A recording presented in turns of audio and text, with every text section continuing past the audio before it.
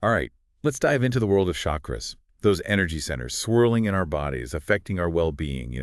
Today, we've got this blend of ancient wisdom and modern practices, all to help you balance your chakras and figure out how to use that in your life every day. It is amazing how this stuff from way back when is still so relevant today. So we'll explore not just what chakras are, but how you can actually work with them. So, practical techniques, daily life stuff. Exactly. Turning this ancient wisdom into something, you can actually use. Okay, love that. But before we get all techniquey, let's back up a sec. Where'd this whole chakra idea even come from? I'll admit, sounded kind of out there to me at first. Oh, you're definitely not alone there. But chakras have deep roots. We're talking ancient Indian philosophies like Hinduism, Buddhism, going way back. Think like 1500 to 500 BCE. The Vedas, some of the oldest scriptures, they already mention chakras. So not just some new age thing. Nope, not at all. And it's not just Eastern either, which surprised me. Taoist practices in China, they have similar ideas about this energy flow in the body. Using different terms, of course, but the idea is there. Right. And it wasn't until the 19th, 20th centuries that the West really caught on. Groups like the Theosophical Society, they kind of bridged those Eastern ideas over. And that's how chakras ended up in, today's holistic health world. Shows how interconnected we all are, huh? Even across cultures and time. But speaking of connections, let's get to the nitty-gritty. Those 7 main chakras, even if you know the basics, I think you might find some new insights here today. Ready to break it down? Absolutely. Let's start from the ground up. With the root chakra, or Muladhara, it's called in Sanskrit. So picture this, vibrant red spinning wheel of energy right at the base of your spine. That's root chakra territory.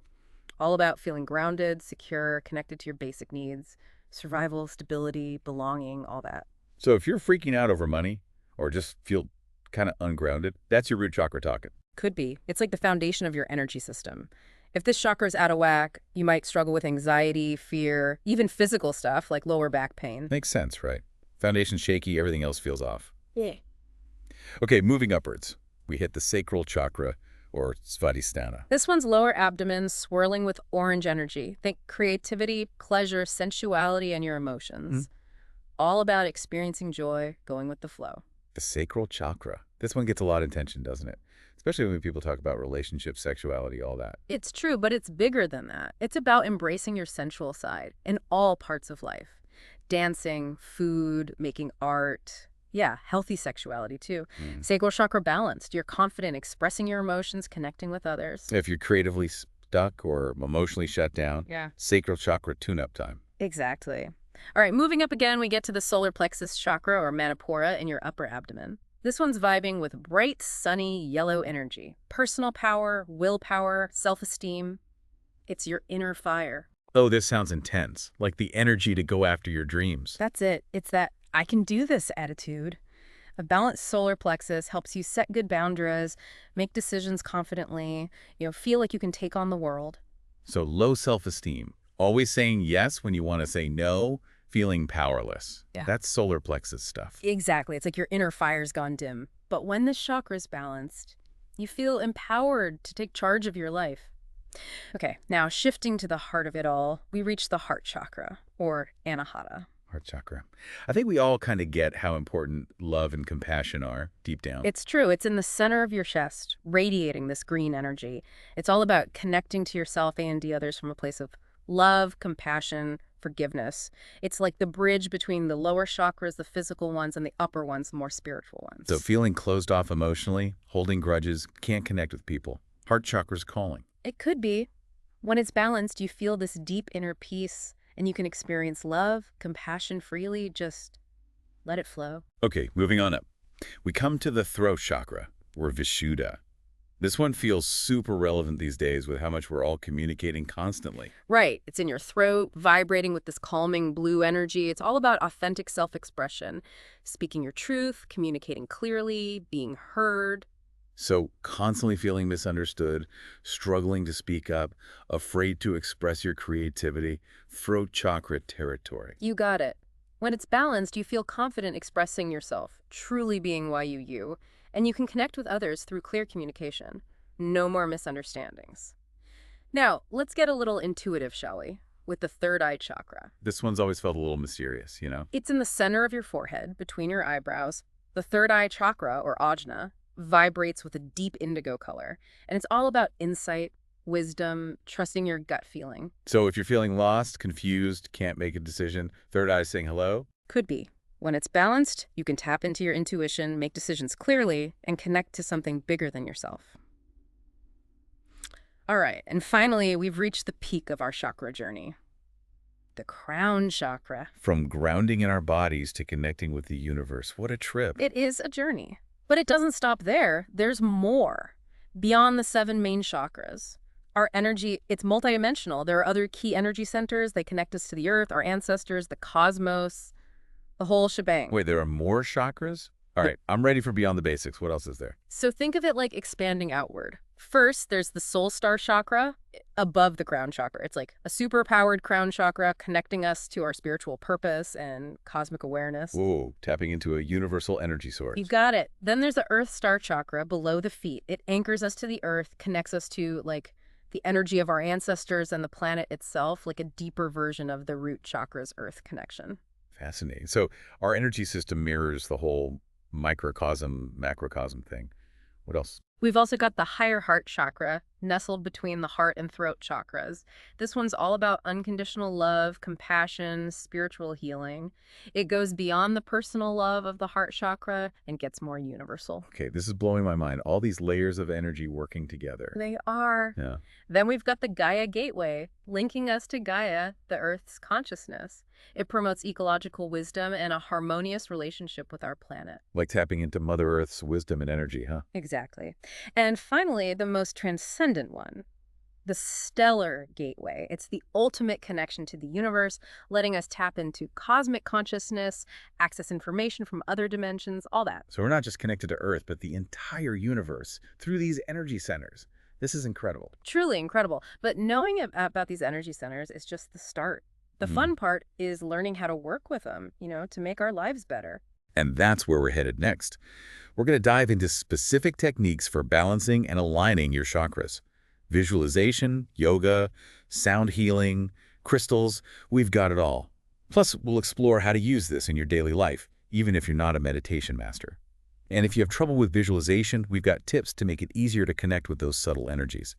Ready to unlock the secrets of these energy centers. Absolutely. Let's figure out how to use this ancient wisdom to live more fulfilling, balanced lives. All right, let's start with a popular technique, meditation and visualization. So what are we actually doing when we visualize our chakras? Meditation and visualization, they're powerful tools to connect with and balance those chakras.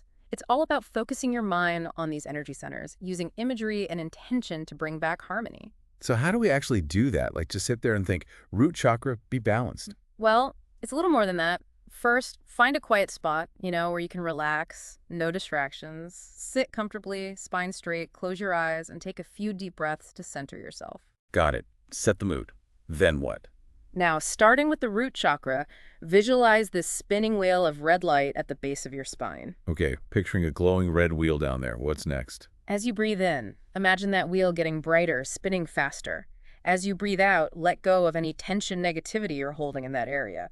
Like you're giving your root chakra a boost of energy with each breath. I can feel that, like breathing life into it. What about those seed sounds or mantras I've heard about? Oh, great question. As you visualize, you can also chant the seed sound, Lamb, silently or out loud. That vibration helps to further activate and align the root chakra, like a combo of focused imagery and sound.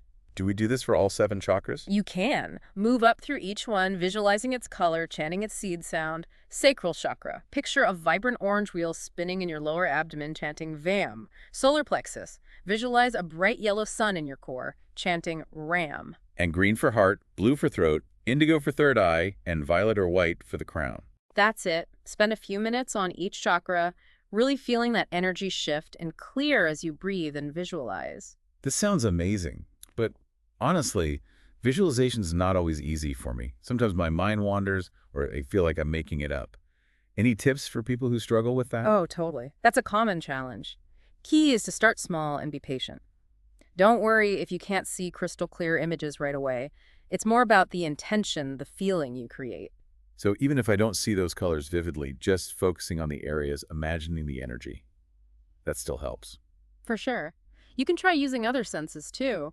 Like think about the smell of soil when you visualize the root chakra, or the warmth of sunlight for the solar plexus. Oh, those are great tips. I'm going to try that. What about guided meditations? Those help with visualization. Definitely. Guided meditations for chakra work can be super helpful, especially when you're first starting. They give you a structure, help you stay focused. Perfect. I'll look for some of those. So we've talked about visualization, but what other techniques can we use? What about yoga? If you're into yoga, you're in luck. Specific yoga poses can target different chakras, stimulating that energy flow, releasing blockages. I do love yoga. Tell me more about how it connects to the chakras. Okay, so grounding poses like mountain pose, that's Tadasana, and child's pose, Balasana, those are great for strengthening the root chakra. Then you've got hip opening poses like pigeon pose, Ika Peta, Rajakapotasana, it's a mouthful, and goddess pose, Utkatta Konasana. Those can help open up the sacral chakra. And for the solar plexus, core strengthening poses are great, like boat pose, Navasana, and plank pose, Phalakasana. So it's not just about getting a workout. It's choosing poses that actually match the chakras you want to work with. That's fascinating. What about poses for the upper chakras? For the heart chakra, back bends are good, like cobra pose, bhujangasana, and camel pose, ustrasana. They can be really opening. Shoulder opening poses like fish pose, matsyasana can help with the throat chakra. And for the third eye and crown chakras, inversions are great, like headstand, sirsasana, and shoulder stand, sarvangasana. They can really get that energy flowing up there. Wow, a whole new way to think about my yoga practice. But yoga's not the only physical thing we can do for our chakras. Right. Breathwork, or pranayama as it's called, is another powerful technique. Different breathing exercises can energize or calm specific chakras, bringing balance and clarity. Okay, I'm intrigued. Break it down. What kind of breathing exercises are we talking about? So, for example, Kapala body breath, also called breath of fire, is this rapid, energizing breath. It can help activate and clear those lower chakras, especially the root and sacral. It's all about forceful exhales and passive inhales. Sounds intense. I'll have to try that. What about for the upper chakras, like the heart or third eye? For the heart chakra, alternate nostril breathing, or Nadi Shodhana, is excellent for balancing energy and calming your nervous system. You gently alternate your breath between your nostrils, creates this sense of harmony and peace. Oh, I've heard of that one. It's very relaxing. What about the third eye? Bhramari breath, or bee breath, can help quiet the mind, enhance intuition. You make this gentle humming sound as you exhale, very soothing and calming. I love that one. It's like a mini sound meditation. Speaking of sound, I know sound healing is popular for chakra work. How does that work exactly? So each chakra vibrates at its own frequency, right? Using sound tools like singing bowls, tuning forks, even our voices, we can entrain our chakras to their optimal frequencies, restoring that balance and harmony. It's like giving our chakras a sonic tune-up. Tell me more about these sound tools. Singing bowls are great for this. They create these beautiful resonant tones, help clear blockages and relax you, and each bowl's tuned to a specific frequency, matching one of the chakras. So red bowl for root chakra, orange for sacral, and so on. Exactly. Tuning forks work similarly, making precise vibrations to target specific chakras. And then our voices. Each chakra has its seed sound or bisha mantra we can chant to activate and balance it. So chanting Lam for the root chakra, Vam for the sacral, and so on. You got it. Chant these mantras during meditation, yoga, or even just throughout your day. The vibrations from those sounds can seriously impact your energy system. We can really start weaving this into our everyday lives. This is so fascinating. I see how all these techniques can become part of a daily practice. Speaking of things we can incorporate into our lives, what about crystals? I've always been curious, but do they actually, emit energy? Yeah. How does that work? Crystals have this unique molecular structure, letting them hold and amplify energy. And each type of crystal resonates at a particular frequency. When you put them on or near a chakra, they can help balance and align that energy center, like a little energy boost for your chakra. Okay, so what are some crystals that work well with each chakra? For the root chakra, red jasper and hematite are grounding stones. Carnelian and moonstone, good for creativity and emotion. Those are great for the sacral. Citrine and tiger's eye, they enhance personal power and confidence. Good choices for the solar plexus. What about for the heart chakra? Rose quartz, of course, the classic for love and compassion, perfect for the heart chakra. Green aventurine is also associated with it, good for emotional healing and balance. And the throat? Blue lace agate and aquamarine, known for calming and soothing, they support clear communication, self-expression. For the third eye, amethyst and lapis lazuli enhance intuition, spiritual awareness. What about the crown chakra? Anything to help us connect to the universe? Clear quartz is versatile, amplifies energy and intention, so it's powerful for the crown chakra. Selenite is another good one, promotes clarity, purification, connection to higher realms. So many to choose from. How do you know which ones to use? Often it's intuition, see what you're drawn to. You can also choose based on color, feeling ungrounded. Try a red crystal like red jasper for your root chakra. It's amazing how many different techniques there are for working with our chakras. Visualization, yoga, breathwork, sound healing, crystals, and we can use all this in our daily lives. Yeah. It feels like a lot, but I'm excited to start exploring these techniques. And the best part is, you don't have to be an expert to start incorporating them. Even small steps can make a huge difference. That's encouraging. So even just a few minutes a day, I can do something to help my chakras. What are some easy things to get started? Absolutely. Spend a few minutes each morning focusing on your breath, visualizing each chakra as you move up your body. You can also use affirmations, positive statements for the qualities you want in each chakra. Affirmations, I love those. Give us some examples for each chakra. Of course. For the root chakra, you could say, I'm grounded, safe, and secure. For the sacral, I embrace my creativity and allow myself to experience joy. For the solar plexus, I am powerful and capable, and I trust my inner strength. These are great. What about for the heart chakra? For the heart chakra, you could try, I am open to giving and receiving love unconditionally, or I forgive myself and others, and I choose to live with compassion. I could already feel my heart opening up. What about the throat chakra? For the throat chakra, you could say, I communicate my truth with clarity and confidence, or my voice matters and I express myself authentically. Ooh, I like those. So empowering. What about for the third eye and crown chakras? For the third eye, try, I trust my intuition and inner wisdom. Or, I see clearly and am guided by my inner light. And for the crown chakra, I am connected to the divine and I am open to receiving wisdom and guidance. Those are all so powerful. I love how simple yet effective affirmations can be.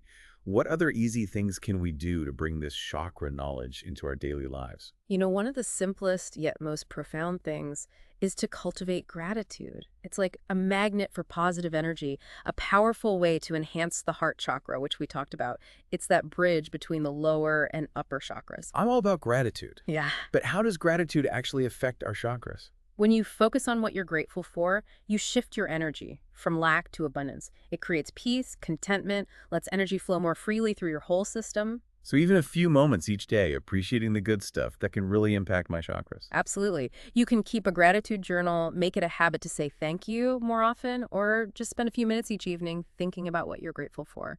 Those are great ideas. It's amazing how these little shifts in perspective can make such a difference. But what about those of us who struggle with visualization? Any practical tips for working with chakras if you're not like a master meditator, for those of us who get distracted easily? Of course. Visualization is just one technique. It's not for everyone. If it's tough for you, focus on other senses. Aromatherapy with essential oils that correspond to each chakra, that can be incredibly powerful. Ooh, essential oils. I love that idea.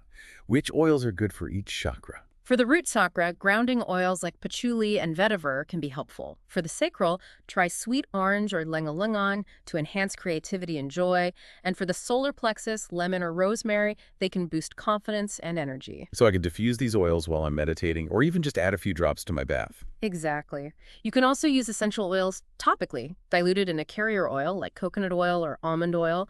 Just put a few drops on the chakra point, gently massage it in. This is great. So many options to choose from.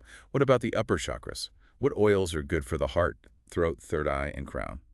For the heart chakra, rose and geranium are classic, promoting love, compassion, emotional healing. For the throat chakra, try eucalyptus or peppermint to enhance clear communication and self-expression. For the third eye, lavender and frankincense can help with intuition and spiritual connection. And for the crown chakra, sandalwood and myrrh are often used to enhance meditation and spiritual awareness. I'm feeling relaxed just thinking about all those aromas. So we've covered a lot of techniques for working with the chakras: visualization, yoga, breathwork, sound healing, crystals, aromatherapy. Did we miss anything? Well, there's one more technique I wanted to mention, Reiki. It's a Japanese energy healing technique. It can be super effective for balancing and aligning those chakras. I've heard of Reiki, but not exactly sure what it involves. Basically, a Reiki practitioner acts like a conduit for this universal life force energy.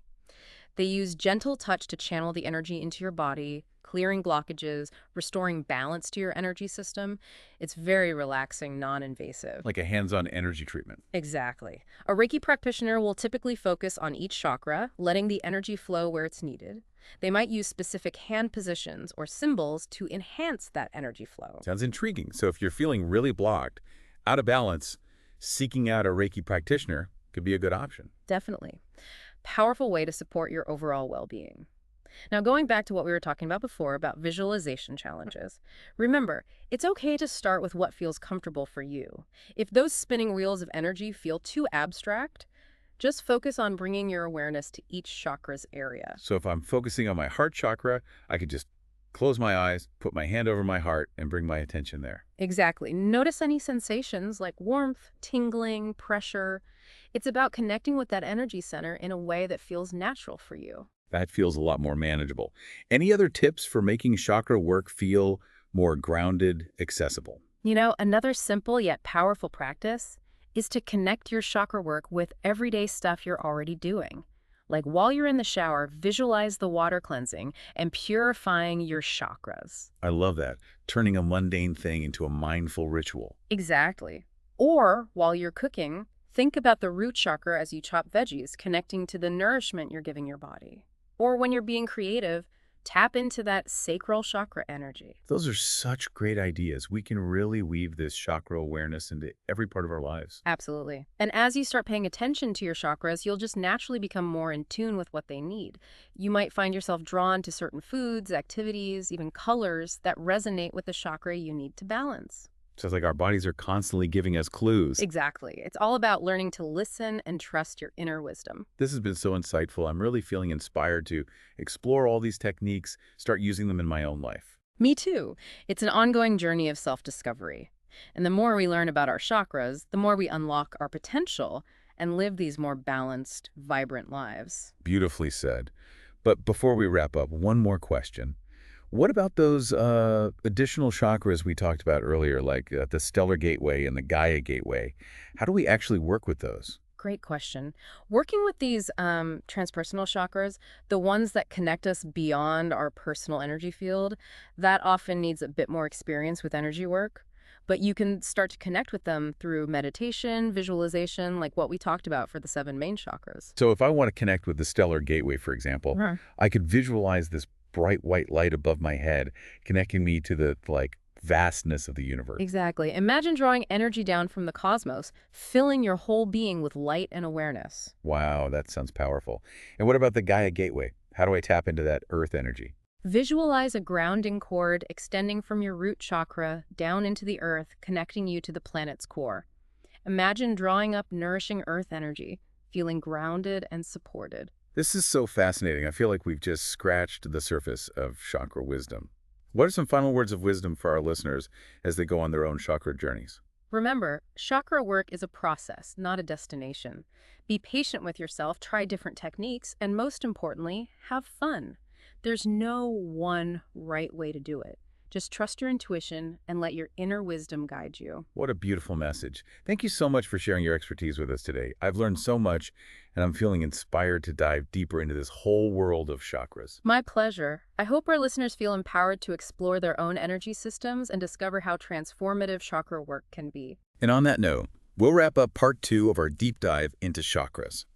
Join us next time for part 3, where we'll dive even deeper into using chakra knowledge in our everyday lives. Until then, keep those chakras spinning and remember to listen to your body's wisdom. Welcome back to the deep dive. We're continuing our chakra exploration, those energy centers that, really impact our well-being. And remember, we're all about practical stuff here. So how can we actually use this knowledge in our daily lives? Yeah, that's the big question, right? It's one thing to get the concept, but how do we actually make it part of our routine? Totally. Like visualizing and meditating is great, but how do we bring that chakra awareness into, just our normal actions and interactions. Well, one powerful way is just becoming more mindful. It's like tuning into your body's subtle signals, those little hints it's giving you. Like listening to those whispers from our chakras. Exactly. Let's say you're anxious about a presentation at work. That could be your solar plexus chakra, the one about confidence and power, needing a little boost. So instead of just trying to ignore the anxiety, I could take a minute to, connect with my solar plexus. Exactly. Visualize that bright yellow sun in your core. Or use those affirmations like, I am powerful and capable, to shift your energy. I love that. Like taking charge instead of just letting the anxiety run the show. What about other chakras? How can we be more mindful of them day to day? Take the throat chakra, for example. Feeling like you're not being heard in a relationship. That could be your throat chakra, the one about communication and speaking up, needing some attention. So instead of just getting frustrated, I could try to express myself more clearly, more assertively. Right. And things like journaling or singing can help open up that energy flow, too. It's like we have all these tools we can use. We do. And the more we practice, the more we notice those cues from our chakras and we can respond to them. It's like we're getting to know our own energy system better and better. I'm really seeing how chakra knowledge can help us grow. It's not just about feeling good. It's about understanding ourselves, on a deeper level. Absolutely. And remember, it's not about being perfectly balanced all the time. Our chakras are always in motion. They react to our inner and outer world. So it's more about noticing those changes and making choices that support us. Exactly. It's a journey, not a destination. And speaking of journeys, one of the most beautiful things about chakra work is how it connects us to something bigger. So true. When we tap into those transpersonal chakras, like the Gaia Gateway and Stellar Gateway, our awareness goes way beyond just our own little experience. Right. It reminds us we're part of something huge, all interconnected. Like we're weaving ancient wisdom, modern practices, and our own experiences into this, tapestry of well-being. Beautiful way to put it. And as we keep exploring chakras, it's important to remember we're all doing this together. Absolutely. We can support each other, share what we're learning, grow together. Exactly. Who knows what's possible when we all raise our vibration, tap into the full potential of our energy together. Wow, that's a powerful thought. Thank you so much for guiding us through this deep dive into chakras. I feel so inspired, energized to keep learning about all this. My pleasure. Remember, this is just the beginning. Trust your intuition, keep those chakras spinning, and embrace the power of this work. It can really change your life. And to all our listeners, thank you for joining us on this chakra adventure. We hope you feel ready to bring this ancient wisdom into your own lives. Until next time, stay curious, keep exploring, and take care of those energy centers.